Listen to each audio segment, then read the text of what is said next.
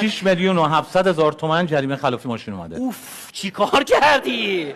خیلیه. سری برو پرداخت کن وگرنه 2 برابر میشد. سری پرداختش کن. من پرداخت کنم؟ پس کی پرداخت؟ من اصلا رنگ این ماشین رو ندیدم. همه زیر پای توه. این چه حرفی داری میزنی؟ دوباره دلت از جای دیگه پره، داری سر من خالی میکنی به من گیر میدی؟ من تهش همش رفتم سر این سوپری بزرگه ماست و پنیر گرفتم برگشتم. همین کار دیگه این. سوپرمارکت سر کوچه. بله آره. سوپرمارکت سر اینا نوشته سرعت غیر مجاز در جاده زابل ایران شهر. اونو میگی؟ چه آماریه اینا؟ زابل اون هیچی دیگه. این سوپری ماست خوب نداشت. هی رفتم سوپری بعدی یهو دیدم زابلم. ولی اونجا ماستاش ماسته سرماست بسته بود این همه. این الان چیه؟ سیخ کردن جوجه ماسی در حین رانندگی در جاده 2000.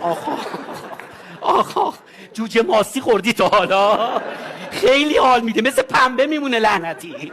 خیلی خوبه، فقط باید داغ از سیخ بکشی بخوری. اینش خوبه، حال میده. این الان چیه؟ چیه؟ کورس گذاشتن با قطار و استفاده از الفاظ رکیک به مسافران قطار. این چه کاریه؟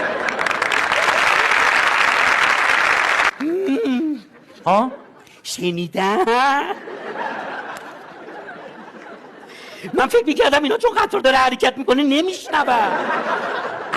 خیلی بد گفتم. کوبیدن به مأمور پلیس در نقطه 0 مرزی. اونو که بهش لطف کردم. یعنی چی؟ پشت سرم خاور بود. خب باشه. اومده وسط جاده اینجوری میکنه توقف کن. منم با سرعت 120 تا زدمش انداختمش گوشه جاده. من نمیزدم خاور میزد. خاور بزنه مثل من نمیزنه.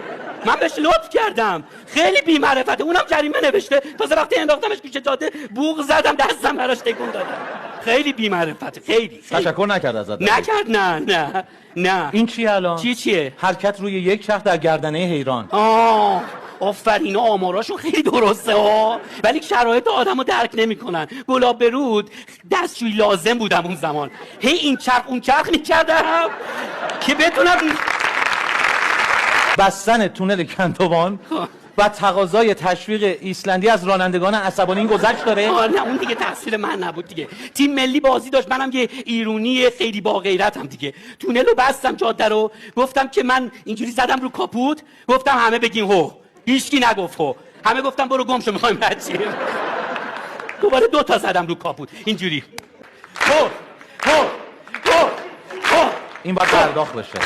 این 6,700 باید پرداخت بشه. باید پرداخت